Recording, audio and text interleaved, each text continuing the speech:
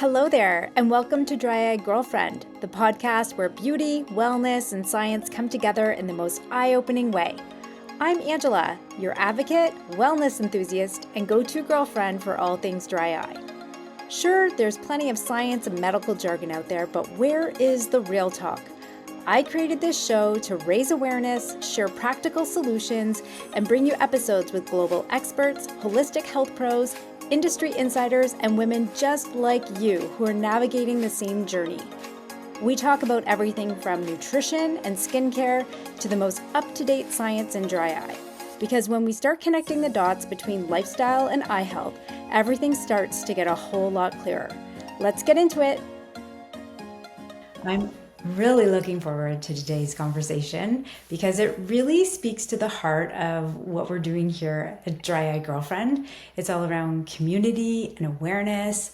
And I feel like the founders of this is the Dry Eye Foundation. And so today's guest is at the center of it all. I'm excited to welcome Aidan Moore. He's the executive director for the Dry Eye Foundation.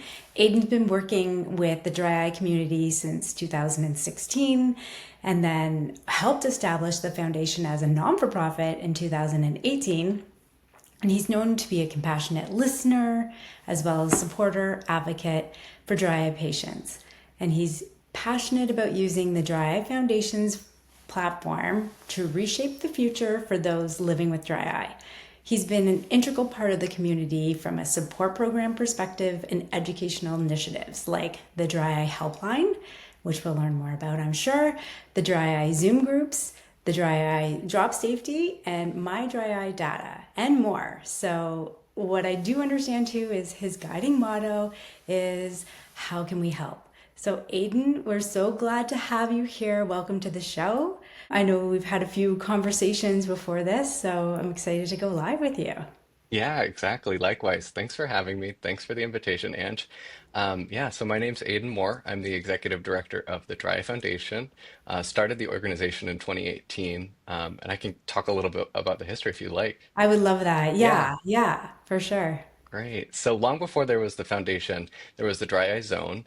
If you were online, in the last 20 years, that was started in 2005 by Rebecca Pedras. I'm not sure if you ever were on the Dry Eye Zone. Yes. Yeah, Yeah, it's goes great. way back. Probably Yeah. one of the first dry eye websites that was out there for a long time. We still have the forum up that people are joining and talking, kind of anonymous, all sorts of discussion boards. But it's been an educational platform, blogs, newsletter. This is kind of where dry eye patients went on the internet in the days before Facebook. Maybe Mhm. Restasis was the only treatment on the market. It was a much different world 20 years ago. I didn't jump into the scene until 2016. And in 2018, Rebecca Petrus, again from the Dry Zone, and I started the Dry Foundation together. It was just time to kind of formalize the work she was doing and expand. One of the visions was to establish a Dry Eye Helpline, so like an 800 number that we have that anyone can call and just speak to someone on the other line who understands and figure out how to help. Rebecca has been calling people for those 2 decades, really helping a lot of people in tough spaces and just in those transition periods as we age, as things change, there's lots of questions that come up. So Rebecca is still running our Dry Eye Helpline. And that was kind of the vision, is just to have a place where people could come for support. And it turned into a platform for advocacy and education as well, as we needed to kind of talk about how things are changing. Yeah. Um, And from what I yeah, understand yeah. too, Rebecca herself is a dry eye sufferer. Thank you for, yes, yeah, yeah. Yeah, and it was born out of that, right? hmm And it can feel isolating, right? And you're alone. So something like this is really important. And you did it Yeah, such early days, like pioneers in the space, like I said, which is great. yeah, yeah. From a, helping people perspective, what are the other resources that you guys have? Totally. And on the story with Rebecca, like I always tell people, you Hmm. never know what can come out of this. Like she did a complete career transition. There was like probably a time where she couldn't work and she couldn't keep her current job. But that wasn't the end of her story. And just look at, how you're able to help people still through the struggles and come out the other side. So I always like to tell people that if they're particularly kind of worried, it's just, you never know where this is going to lead. Yeah, and she definitely, from what I know of her, she gives this really beautiful vision of hope in this Yeah, space, yeah, right? yeah. It's it's not a lost cause, it's not chronic. That's something I know that she speaks to as well. It's something where if you've got the right support, the right group, and you guys have done that, you really can get to the other side and feel comfortable and supported and all of those things. So it's pretty special. Totally. Yeah, definitely so much to talk about there. And Yeah. like on the program, There's so many. Like I yeah. was reviewing them. I'm like, this is incredible Yeah, and so needed. You guys are based out of the US, correct? correct. In Yeah. Washington State, we're outside of Nice. Seattle. And I think I kind of explained the programs in a historical sense. So we started the foundation in 2018. One of the big things we wanted to do was understand the community. I think we know a lot about the community. We've been having those one-on-one calls. We've written the websites. Rebecca was involved in the TFOS Dues 2 workshop. I mean, we know our community, but we made it an important first step to put out a survey, and we spent a lot of time developing the Dry Eye Disease in Me survey. It's like 100 individual questions, many of them sub questions. It probably took about an hour to complete, and we had 480 people fill that out because they wanted to share their experience, and we needed to know, who are the people that we're helping, what are the biggest gaps, what is this experience like. So that's something we've tapped into over the years. A lot of data and not something we've formally analyzed or published, but it's definitely guided us, and I pull quotes out of that all the time, and you'll see those in the marketing materials and things too. So just kind of getting a baseline of what are dry eye patients going through. So that was 2019 when we launched that survey, because we started the foundation late 2018. 2020, the pandemic hits. Whatever plans we had kind of probably got derailed. The helpline had gone strong since the beginning of the foundation, but the pandemic, everyone was migrating to Zoom, and it was an opportunity to start our Dry Happy Hour webinars. So we thought, well, people are, alone at home. Maybe this was March or May or something. We're like, we could do some webinars. We can get patients together. We can chew on a topic. Rebecca's going to prepare some questions. We'll have a volunteer find some panelists. And it's just kind of a way to show up and talk about dry eye when maybe this is a good kind of outlet. So those have stayed on our YouTube channel. We did those for a couple years.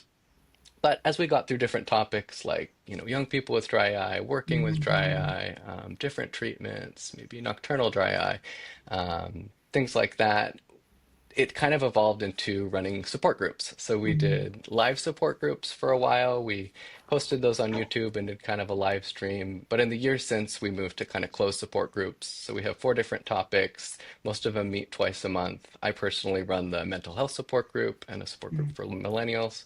And then we have like a general group that meets twice a month. And Rebecca does a group for sclerals. So that's a great time just to meet other people like you. I love the millennials group. I love the mental health group, just being a little bit more focused. And again, even like talking with people your age who has dry eye, I think that can be important for young people. I agree. What Yeah. are the themes, let's say with the younger group, what are the themes Yeah. that are coming out of those conversations that you're seeing more and more of? Totally. So if the dry patients like to take surveys, they also like to research, and nobody more than the millennials. They are super into it. They knew, 2 days after Tripter came out, we have someone who tried it in the group, like they're on top of it. They want to know. So they are very well kind of researched on treatments. They're also talking about how's work being affected by dry eye, relationships, life opportunities. I don't need to share too much about people. It's like, oh, I was let go from my job. Do I really want to continue doing this really like straining on the computer 8 hours a day, maybe more? Is that going to be a good fit for me? But on the other hand, what am I going to do? Work in a greenhouse like for the rest of my life? Like it's these tough questions, but it's so much easier to think about them when you're in a community, when you're in a group of people who understand, and it's not just like, your mom or your partner who doesn't have dry eye. Like this is the exact place to feel like, we're gonna make it through, get advice from other people. So it's kind of like a check-in. It's kind of a, what are other people doing? Maybe I'll learn something. I'll definitely have an opportunity to share things with other people. And each one of those groups, I walk away thinking, wow, I didn't know when I said that was going to be such a big thing. Or, these people really took care of the new person in the group today. So they're just a really positive environment where it's all about dry eye. You don't have to explain what your eyes feel like or what it's like to wake up in the morning or driving or socializing or, anything. Yeah, it's people just like you. And I say I'm lucky as a support group leader because I don't have to do that much. I open the meeting. guiding questions, things like that. But if you put three dry eye patients even in a room together, they'll talk for an hour, no problem. Oh yeah. Oh Yeah. yeah, for sure. Yeah. Anytime. That's why I'm like dry eye girlfriend. It's Yeah. conversations, right? Yeah. And people Yeah. will. And that's So you get it. Yeah. a great way to learn and even, get exposure to different ideas too. Yeah. So I love that. And then from the other group that you support is the mental health group. And I Yeah. have had a few conversations on the podcast regarding Mm. that being a big component. And I Hmm. don't know if people understand that connection, Yeah. and it's real. And I'm sure that you can speak to it a lot more than I can with Oh, regard to dry eye and yeah. mental health. It's hard because first of all, the term dry eye, it doesn't sound that serious, but No. in the end, you may have symptoms kind of every day. You might be thinking about your eyes every day or every minute of every day, and the world can't really see that. So you're kind of at a disadvantage because you're dealing with this invisible kind of disease. You're wondering about the future. You've got Mm, different, opportunities ahead, maybe relationships. So if you're dealing with kind of this invisible dry eye disease, symptoms can kind of flare up. Doctors may not understand. They may not see exactly what's going on. They may look at your eyes and say, "Well, I think you're doing okay. I don't mm, know what I would really recommend other than the treatments that we're trying." So a lot of it can be in your head of like, am I dealing with this okay? Is it all in my mhm, head? So mental health group, this is about people who know that like this is going to be a chronic issue for them or it does affect their mental health. And so again, to be in that group where everyone understands, you don't have to start from square one. We're talking about just shared experiences and kind of the anxieties and struggles. So I have people that have been in those groups for years. They would be friends, like I think mhm, of them as just really nice, warm people, and they're open. They have good days, they have bad days, they have ups mhm, and downs.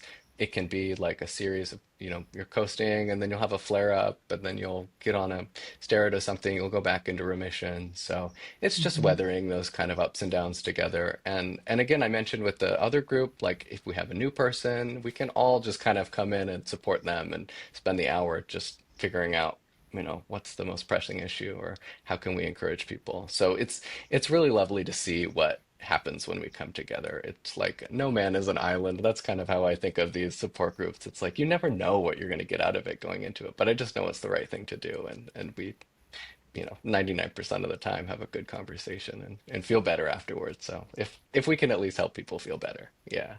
Of course, that's a Yeah. huge part of it. That community piece, that connection. I think we overlook how impactful that can be, right? Like it's everything. It's everything. Yeah. And I think kind of the antithesis sometimes is the Facebook groups, because some of them can Mm, be negative and people get a bad taste hmm. in their mouth. There's like, oh, people are jumping into each other in the comments or this or that. But when you're on a Hmm. group with each other, like I think of these people as, they're committed to getting better, to thinking about this, to talking with other people. So yeah, sometimes Facebook is like not good for your mental health to look at. And so we have No, those alternative, like that's maybe not always community. Maybe it's just like angry people behind a screen. So yeah, right? I know. yeah. It tends to sometimes follow social media, unfortunately. In your experience in these groups and everything else, what are some of the biggest myths or misconceptions about dry eye that you wish people understood more? Like misconceptions, I think dry eye, like I said, the term is not Mm, very descriptive. Dry eye is an umbrella term for a lot of different diseases. We have mm-hmm, completely different, causes for dry eye from one person to the next most of the time. And we've kind of been following this trend of separating dry eye into ocular surface disease and ocular surface pain. mm-hmm, And you and your doctor are really well equipped to address the disease. If they see something wrong, they are trained to, see it and follow up, and hopefully they can recommend some treatments. And if it's not working, we can work on that and figure out new questions, find a new doctor, something like that. But disease normally gets handled. The pain is the mm-hmm. symptoms. It's the grittiness, scratchiness, blurry vision. I wake up, with my eyelids stuck together in the morning, or yeah, okay, see, and it's All of the above. yeah, oh Yeah, yeah. yeah. What else? It's the things you wouldn't think about: wind sensitivity, light sensitivity. Yeah, I know I was talking to a girlfriend who didn't suspect that she had dry eye, but she was explaining, and she said it just started, but she was in the shower, and all of a sudden she's in underneath the rain head, and the water itself was causing so much pain. She's like, "What Yeah. is this?" I'm like, "It's actually dry eye," but you're right; it doesn't give it an equal term. Hmm. Like Yeah. dry eye sounds really, uneventful versus the pain associated with it. And even Rebecca speaks to the fact that like grittiness is pain, even though you're not in like debilitating pain, it's still a sensation Yes. and it's something to, recognize for we've sure. we've started to bring the pain scale into it. So there's, 0 to 10, or is it 1 to 10? But like a six is like, you know, this is something I think about frequently. Like if you ask me my pain scale, like maybe I would say a three is something I think about frequently. But like the pain scale, it does have those gradations. So like thinking about your eyes all the time isn't normal. You know, No. people with healthy eyes aren't thinking about that. So it is kind of this recognition that, yeah, there are these certain symptoms that come up. Again, they flare, they go away. Like sometimes there's no rhyme or reason. Another misconception, I think, is that if we treat the disease, the symptoms are going to be resolved. And Hmm. that's part of where it's like there is hope. There are things we can do because sometimes it's just like the ball is on our court, the ball is in a patient's court to um, figure out what are the like comforting things that I can do, the at-home things that I can do. Doctors may not know about things like Vienna glasses. They may not know, it's not like they have a printout of computer tips for dry eye or, sustain versus, all the other refresh versus Refresh. uptake, Yep. like they'll Yep. give you something, but like there is a certain amount of self-advocacy and research you have to do. So it's like if if you go to the doctor for the disease, like then there's the symptoms. And I think we found like getting control of the symptoms, figuring out what's going to make you feel more comfortable, going to bring you back down, then you're going to be Hmm. more like ready to make complex medical decisions. Then you're like, am I going to put money into this treatment? Am I going to go for this 12-week thing? But if you're just like, oh, my eyes sting, like, oh, I'm just in pain all the time, that's not a very good place to start like No. going deep into this. Like, so if we can help like resolve the symptoms, that's going to probably be a separate path of like at home over the counter things.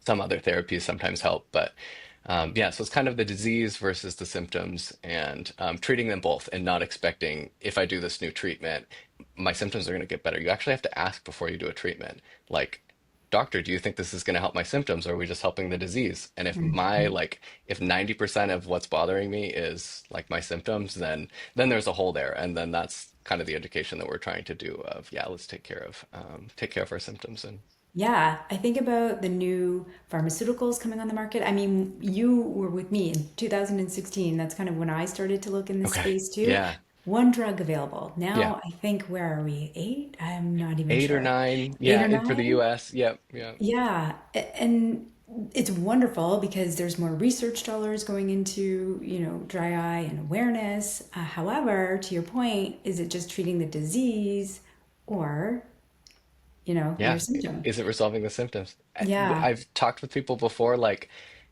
there are many treatments on the market, but it seems like they only work for like 20% of people. Like there's 9 different things, and Mm, two of them are going to work for you. You might have to try all of them, and you're going to fight with your insurance before you get like that one that you want approved. mm. Like it's like there are things out there that work, but it's really hard to predict who they're going to work for, and Yes. it's just like trial and error. So it's like, how can we keep people together? Like, how can we stay together? How Hmm. can we just keep our mental health okay while we're going through this complex process? Because people figure it out in the end. It takes a little time. Maybe it's 3 months, maybe it's a year. Like, whatever it is, come to us if you need it for sure. Like, Yeah. we'll help people in that situation. But it takes time to do that trial and error. And you Oh, can't, yeah. if it's a scientific experiment, you can't change three variables at once and figure No, out what's helping. Like it's a slow process. you're totally Yeah. right. I think there was a stat that I recently heard that a patient will go and see 3.5 doctors before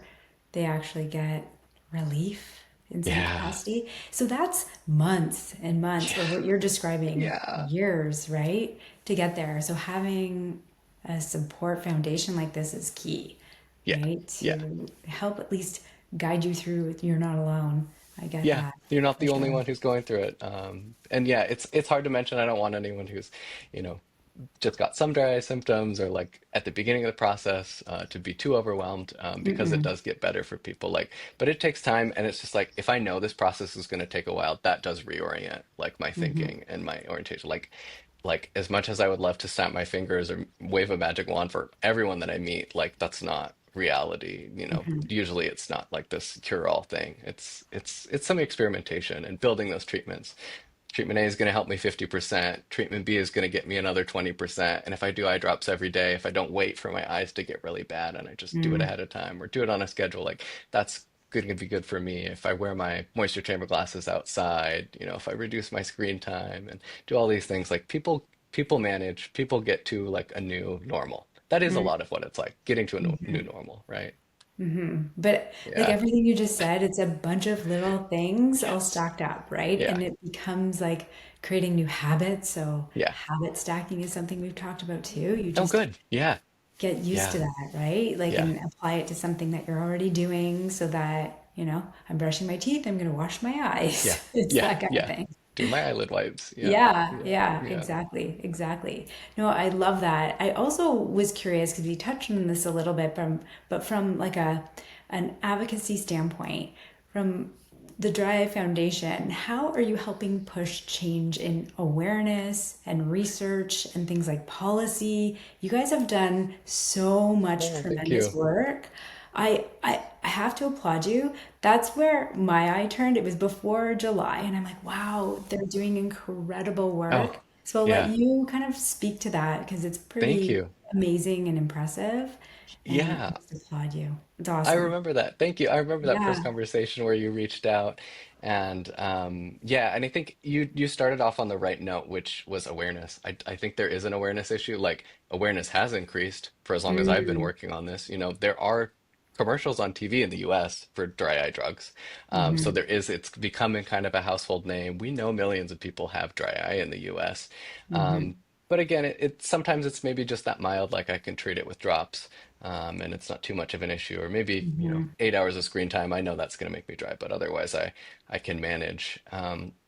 So the big project, not to beat around the bush, we did our first Dry Eye Advocacy Day in Washington, D.C. this year, again, based in the U.S. and would love to keep on with the Canadian advocacy that we could Yeah. help with. Yeah. But yeah, we brought about 30 patients and advocates to Washington, D.C. for the first time. We had great partnership with an organization that's been doing this for much longer than us. They had a stellar like third-party contractor who scheduled all the meetings. So these people were coming from California and New York and Florida and meeting with their representatives. They were meeting with each other to kind of prepare their presentations, to get their Mm, stories together. I'm going to talk about, advocacy topic number one. You're going to talk about number two. You're going to take the lead when it's your district. And so we brought all these people together. National Alliance for Eye and Vision Research, they're the ones who've been doing this for longer. So they really help us hit the ground running. Yeah, we organized, I want to say like 40 to 60 meetings. These are like, they had to go quick, like 15-minute meetings most of the time, but getting that awareness about dry eye disease, like, hey, this is a big enough issue that we flew to DC because we want you to mm, know, what it's like, my personal dry eye story if I'm a patient. And then we talked about access to treatment. There are treatments out there, but maybe Medicare doesn't cover them. We need hmm safe treatments. Eye drop safety, I hope we can get into that. There have been a lot of recalls and just a lot of activity around that. And hmm then in the US, we are kind of in this situation where we want to protect vision research funding, where our National Eye Institute, they're considering folding it into a larger like neuroscience institute. And we're like, well, I heard that. how is eye research going to get prioritized? Like, how are we going to address this? It's not a, I don't want to like be too alarmist, but dry eye Mm. isn't going away. If we're No. living life on screen, like more people are going to get dry eye. And if we're not prioritizing research, we're just kind of kicking the can. Like more people are going to be getting it, and we're not going to have the solutions that we need. So hmm it's kind of like a little alarm bell, and any representative who's willing to listen, like, hey, I have this serious disease. It impacts my life in this way. hmm I may not have access to the treatments that I want to try because they're not affordable. And we need to research this. I want new solutions. I want my public research funding to go to this serious disease that does have like economic, well-being, mental health, hmm kind of productivity effects across the population. So that's what we started to do. First year, I would say it went really, really well. We got good feedback, but it is about like bringing those patients together. Hopefully, I'll have some more volunteers who can start managing it and start growing it. And if we were at 30, maybe we can grow year over year. And it was just huge for the patients to get together and meet each other. And like we do that on the support groups. But in person, a room full of dry eye patients, I was like, when has this ever happened before? Like, how Mm-hmm. long has it been since, like, they, I was introducing people. I'm like, hey, I think you guys have similar jobs, or like, if you're having a Love that. kid, he just has a 2-year old. Just like in person, those connections are really important, and people were able to stand up rather than like, I'm a victim of this disease. They're like, I'm taking control. I have a story to tell. There are changes that I want to see. And the people reported back, like they came back to the support groups and people were like, thank you so much for doing that. I'm so glad you were able to advocate for me. So it's this really just positive reframing of dry eye to something that we actually do have a voice about, that we can ask for changes. And we definitely deserve to talk about the issues, like what it's like to live with dry eye. Yeah, that's the best feeling too when you're like, wow, this matters and Yeah. it's helping people, which is Yeah. so amazing, right? I love the work that you guys are doing. Oh, thank you. And absolutely. And you touched on it a little bit too, but this growing rate of dry eye, right? How much would you say it's grown since you've started? If you can put even like a percentage to it, because I think it's twofold. I think more and more people are recognizing it Yes. because of the awareness, but I also think there's this new influx. A few of the doctors we've had on the show talked about that, where because of the way that modern life is, Yeah. we're on screens a lot more, we're noticing it more with the environment, all the Hmm. things, right? Hmm. So, yeah, I'll leave that for you to give me your aspect on it. It touches on one of our advocacy topics is we don't know. The estimates range from 5 Mm. to 50 million people in the US. And if we said 5 to 50 million people had heart disease in the US, we'd say Mm. there's a major issue here. We need to Yeah. do research. So that's when we're like, okay, research funding, like fund this. Let's figure it out. How can Congress help? So it's hard. We don't have like a standard number that we can work off of. There are estimates, but they vary widely. There have been more treatments, so that raises more awareness that is going to Mhm. catch more people who are just like, oh, I thought I just had to deal with this. Oh no, there are some things you can do. And I think there are people who like do a certain amount of treatments or do eye drops, and it just becomes kind of background noise. And it's not like this is an issue I need to join a support group for. So there Mhm. are different like levels of severity for dry eye. That's where it's like, I think some estimates say there's maybe 4 million people who are like symptomatic, maybe on the moderate to severe side, 16 million people in the US who are diagnosed, and then they say 50 million people may have it. So there's just like all of these different numbers. The industry is growing though. That Yeah. is like, there's no doubt about it. More eye drops on the market, better eye drops on the Mhm. market, preservative-free options, Yep. more treatments. So as that grows, I think this kind of awareness of dry eye is growing. But again, if you tell your coworker I have dry eye, they'll be like, "Oh yeah, me too. I use Visine and it's fine." And they're like, Yeah. "No, that's not what I'm talking about at all." Yeah, yeah, No, yeah, exactly, exactly. yeah, And you touched on a good topic around eye drop safety. I'd yeah. love to dive into that a little bit Totally. more because I feel like that is a big issue and just to raise awareness around that, safe Yeah. ways to get your eye drops, all that good stuff. Yeah, there's been I was writing an email to someone at the FDA this morning. This is Mm. going back to about 2022. There were some eye drops sold on Amazon that actually caused blindness, vision loss, and death. Oh my They goodness. were sold in the US. Yeah, made in India. They didn't have a preservative. That was kind of the major misstep. Mm. But by the time they got taken down, they had like 4,000 reviews. So eye drops, like eye drops are like important to people. They're a symptomatic relief, so people are using them pretty frequently. Hmm. These happen to be like kind of cheaper and kind of a better alternative, like price wise, and they were nice and thick. Not like I ever tried them, but just based on the ingredients, that's what they would have felt like. They were cheap. This only got isolated. This is a long, complicated story to tell. Only got isolated because it was a strain of bacteria that had never been recognized in the US. It came from India, so they were able to track it down to this eye drop. And then it just launched this series of like eye drop inspections and recalls. It had been put off during COVID. Like if my eye drops are being made somewhere outside the US or even in the US, like 2020 the FDA is not going around and inspecting facilities. So there's this kind of backlog of inspections. A lot of eye drops got recalled, even some generic ones that were on pharmacy shelves. They were like, hey, you're making these in India, and we went to the factory, it wasn't clean. So, you better get that off the market. So this was in the national, kind of ear. There was national attention for it. We were with everyone else. We were like, this is confusing. There's so many products. What we ended up doing was first kind of a list, and then it turned into this database. And now we have a searchable database that's been around for a couple years where you can just type in the name of an eye drop and check, has it been recalled? Was there an FDA warning letter about it? But then we've also done a very rigorous process of, are there preservatives in the bottle? Is it packaged properly? Are there ingredients that, aren't really in other eye drops, like CBD eye drops? I was just reading a warning letter about this morning, and like, 100% just honey eye drop, just weird Oh, things I've like seen that where it's that. like, yeah. No. So it's like, unfortunately, for all of the benefits that like online shopping has, it's allowed people like scammers basically to get on Amazon, to get on these sites, list whatever they want, people will Mm. buy it, and it's not safe, it's not registered with the FDA in the US. The facility hasn't been inspected. We have know nothing about how they're storing it. Do we believe what they say is actually in the bottle? Maybe there's no preservatives listed and it's in a regular bottle, so it could get contaminated. Sometimes I'm like, oh, I just hope there's a preservative in there and they're just lying and they're not, Oh. actually doing all that. So it was about information. It was about sounding the alarm of there's all of these things online that aren't being, like, everyone kind of thinks it's someone else's responsibility. And we were like, you know what? No, the FDA for over-the-counter eye drops in the US, they don't inspect or pre-approve. They just have this recipe book. And if you click the box that says, I follow the recipe, you can list them and sell them. Some people don't even go that far. They just sell them without registering them Wow. with the FDA. So there's so many just different kind of pitfalls out there for eye drops. So we put the database together. We've had presentations to the FDA of, here's how many eye drops are being sold without proper registration, or they're registered but they're breaking all these rules. Like, that shouldn't be a thing.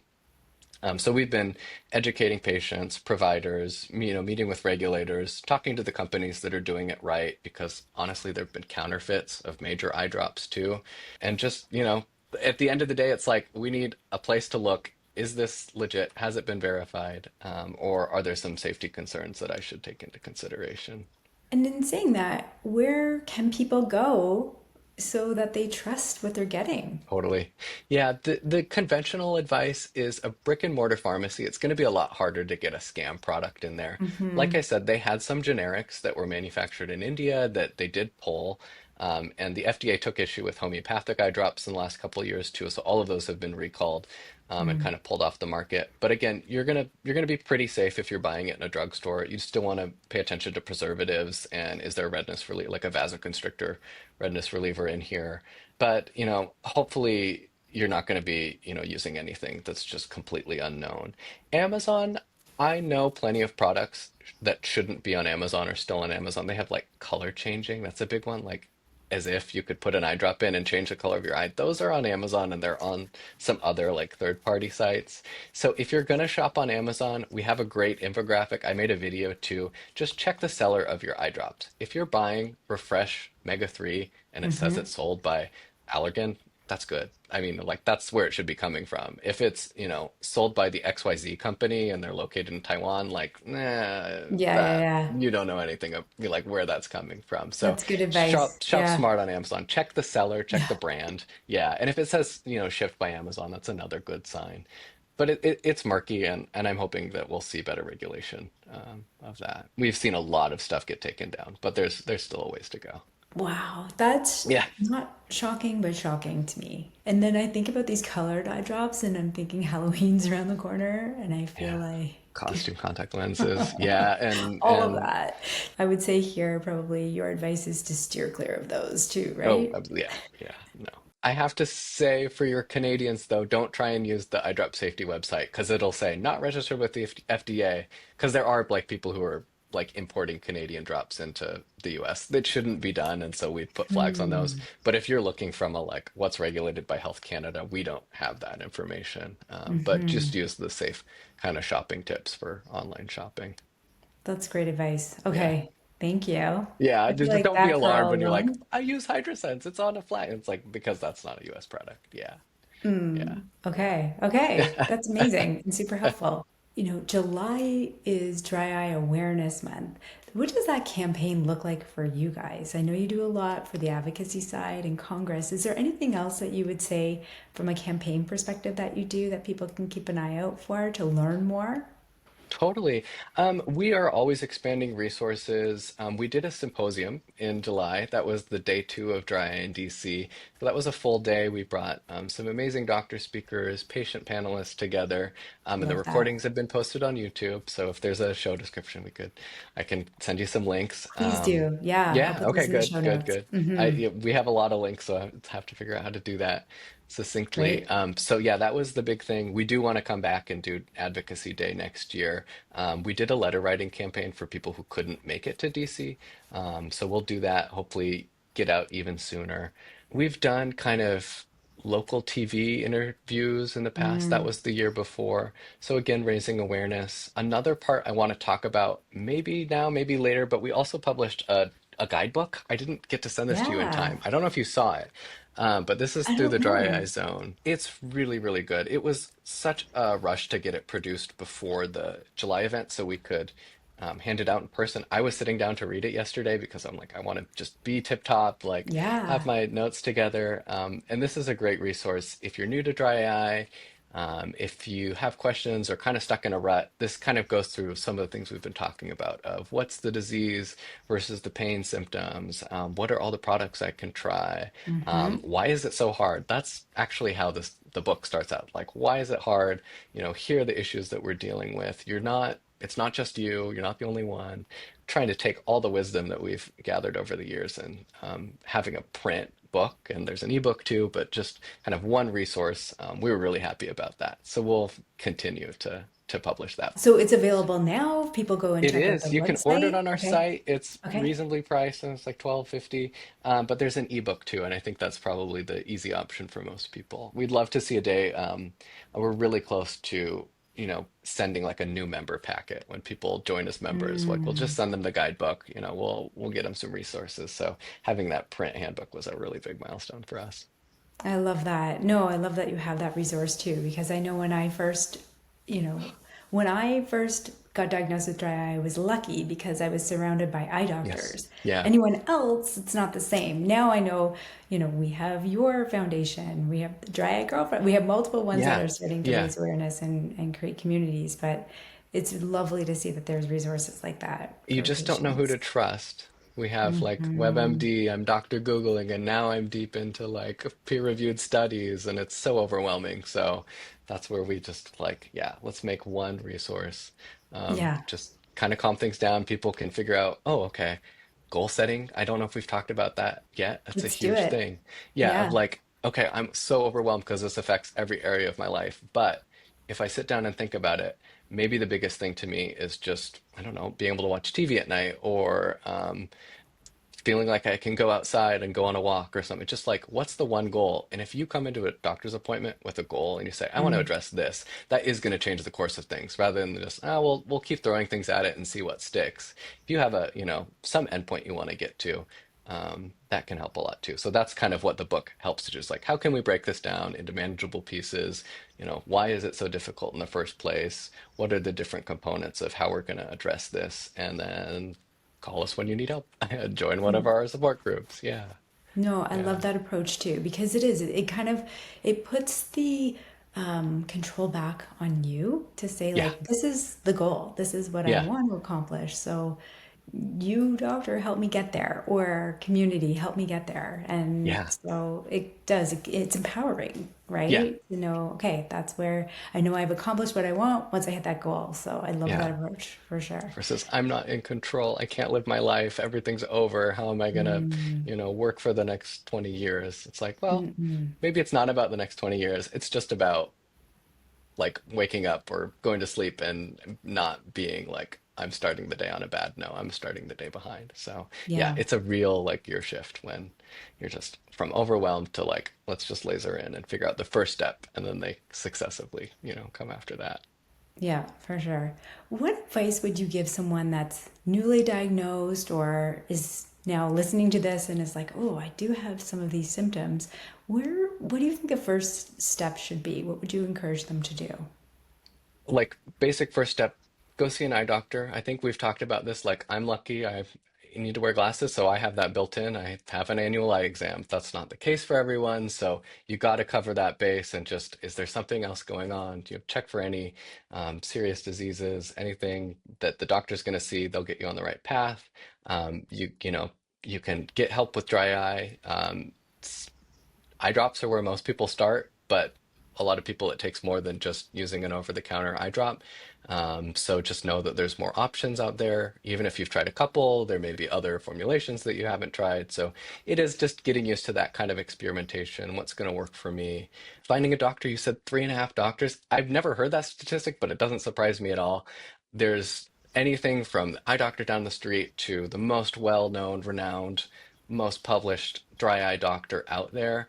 We find the one that's going to work for you is the one who listens and takes the time. It doesn't even have to be the one who has the latest, fanciest gadgets, or it's like who's going to see you like for the issues that you're having and work with you to create a plan. Maybe you need multiple doctors involved, but it's like find the doctor that you connect with, who you think is going to go to bat for you, rather than just, the 13th patient that day or something. So, it does depend on finding the right doctor. I had someone in the group saying, you're worth it. Advocate for yourself. Don't feel like you just have to put up with it or just kind of not have your questions. Like if you think it's a valid question, then go for that answer. And if you're not getting what you need, think about what other alternatives you have. If you need help finding a doctor, the Facebook groups are actually really good for that. It's like, hey, I'm in the Tampa area. Who's a good doctor? And people will say, this one for scleral lenses, this one for good bedside manner. This one absolutely doesn't have a good bedside manner, but you will get help. Like he's an expert. So and everyone needs something different. There's all sorts of different people. There's all sorts of different doctors, but find the one that's going to work for you. Is there anything that we haven't covered? Because I know I just don't want to leave anything on the table where Sure. we haven't chatted about what you guys are doing, the beautiful work you're doing. I'm just like, again, when I reached out the first time, I was like, this is so amazing. I love Oh, that this resource exists. This is what we're all about. So I'm so happy, so, oh, so thank happy you. to Yeah, connect. I'm so appreciative of the invitation, and it's helped me to just like figure out what parts of the foundation do I want to talk about. I don't often get asked, explain everything you do. So this is a really fun opportunity for me. Like I'm learning and growing in this too. But yeah, if you're new, check out the guidebook. We'll put a resource for that. It can kind of set a good perspective. And I think the only other thing I kind of planned on talking about today was just what does it look like when someone gets in touch with the foundation? Because that's something I'm really passionate about. Like I am actually the person on the other end of the phone if you call the phone number. And so it is like maybe someone will find a YouTube video that we've done, or maybe they'll go on the Dry Eye Zone and read an article, or maybe they're in a support group on Facebook that they don't even know that, we moderate. So there's a lot of self-serve kind of resources out there, hopefully people are watching, the symposium and the happy hour webinar recordings that we did. So people get a lot out of that. But when you get in touch with the foundation, that's when like my job kicks in, where I have a lot of just experience and a lot of fun, honestly, talking to people. It's like the first person where they're like, oh my gosh, you get it. Oh, I'm not crazy, or, wow, there's other people like that out there. So if you're just like, nobody understands. I don't really know what's going on. I don't feel like I know enough. The research isn't really going anywhere online. Um, that's where we just wanted to have that kind of emergency. Just call the Dry Eye Helpline and we'll orient you because we've got 20 years of experience, talking to patients, figuring out what works. I just like get emails from people, pediatric dry eye to ocular graft versus host disease to scleral lenses to I'm preparing for cataract surgery. How do I make sure that this doesn't cause a huge flare up with my dry eye? Or I'm moving, how am I going to find the right specialist? So all these sorts of things, like this is natural, life changes, new things come up, symptoms get worse, or things like that. Just having that number to call. If you find us, I feel like we're going to connect you with the right resources. So maybe that's joining a support group on Zoom. Maybe it's just joining the Facebook group. Maybe you just really needed an answer to one question on email and you're good to go. But I really can't recommend the Dry Eye Helpline enough. It's actually Wednesday is when Rebecca makes all her calls, so she's probably got like 5 to 6 back-to-back calls today, pretty much, and lots of new people. Meet them where they at, and I think that's kind of the thing. A big philosophy of the foundation is listening. I don't know what you need. I'm not gonna give advice when you haven't asked for it. When someone calls and they just have someone who's willing to listen and take them seriously, that just it can take a big weight off someone's shoulder. So that's something I've enjoyed seeing too. It's just like we're just going to listen. We're going to figure out what's that one thing you want to do next. What can we help with? Maybe we'll lose touch in the end, or maybe we'll set you up with the dry eye buddy. And I know plenty of people they've exchanged phone numbers during a support group meeting, and they're like, "Oh yeah, I was talking to him about this," and like they don't even come to the support groups anymore because they just have their own dry eye buddies. So That's whatever great it is you though. need, we're Yeah. willing, we want to work with you and figure out what it is. There's no cookie cutter solutions in dry eye. I mean, that's just, yeah, Yeah. everyone's so Yeah. individual. Do Yeah. you also, and I think we talked about this before, do you also have Canadian clients We that have come plenty and of visit you? Canadians on Yep. the support groups, millennials. The Friday Dry Eye group is probably the biggest one. So a lot of Canadians on there from Mm-hmm. time to time. We can help with scleral lenses in Canada too. Definitely on the Facebook group. So Dry Eye Talk is the name of the Facebook group that we Okay. run, if you're familiar with that. So That we do one have I wasn't. I'll Canadians. make sure. Yeah. Yeah. And I would love to, if there's more we can do, even if I can like recommend patients in Canada for the podcast or things like that, like I Yeah. think there's more to do in Canada. We've been waiting for who's gonna take the lead on that. Because actually over the years we have seen people start organizations in the UK, in France, things like that. I'd love to see something in kind of Spanish speaking world, but all in good time. So yeah, let's keep connected about what we can do specifically for Canada. Oh yeah, for sure, for Yeah, sure. And yeah, that kind of leads into like how can, patients, even doctors or caregivers get involved in supporting the work that you're totally. doing, right? Yeah. I think on a human level, take dry eye seriously, believe patients, believe your family, your friends when they tell you about the symptoms. You never know what's going on, behind someone's eyes. So take dry eye seriously. Now you know about it. Um, we would love to collaborate with doctors if you want to do research, volunteering, advocacy.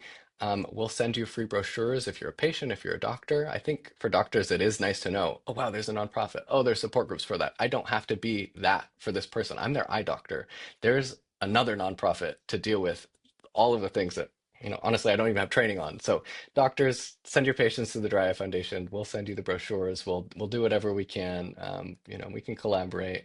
So yeah, we just would love to. We need to grow awareness about the foundation. Our brochures aren't in every eye doctor's office, so we are We're on going a to mission change to, that. yeah, exactly, yeah, to get more awareness because that's only going Yeah. to help more people just make that kind of transition into managing.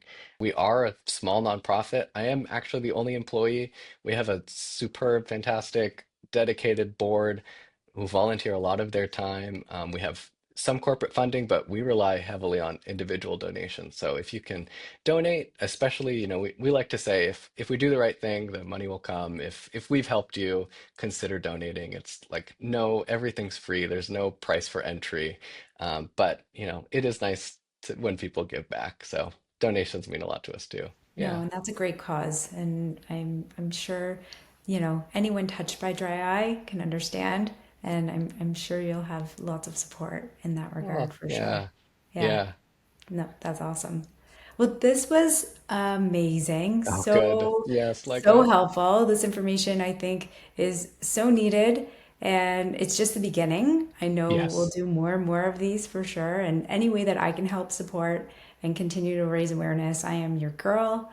I really just, I love what you're doing. I've heard great things outside of the Oh, US and good. Canada. Yeah. People are Yeah. aware. And so, yeah, you're doing great work and it's being recognized. So that's exciting. That's really It's exciting. it's a really fun place to be of like we've got work to do, we've got room to grow. It's yeah, it's been a really, really good project and being able to help people it really makes my day. So thank you for recognizing that, for the opportunity to come on and just for that, Hmm. commitment to keeping at this and figuring out how we can collaborate. So I just can't thank you enough. Thanks for the opportunity. No, I love that. Absolutely. Until next time, for sure. Yes, exactly. Thanks for tuning in to Dry Eye Girlfriend, where beauty, wellness, and science come together to support your eyes and your life. If today's episode helped you feel seen, gave you that aha moment, or just made you feel a little more understood, share it with a friend, subscribe, and leave a review. It helps more women find this space and feel less alone on their dry eye journey. Remember, dry eye isn't just something to deal with, it's something you can manage with the right support, smart choices, and a little girlfriend guidance. I'll be back soon with more real talk, expert tips, and conversations that keep your eyes and spirit feeling bright. See you next time.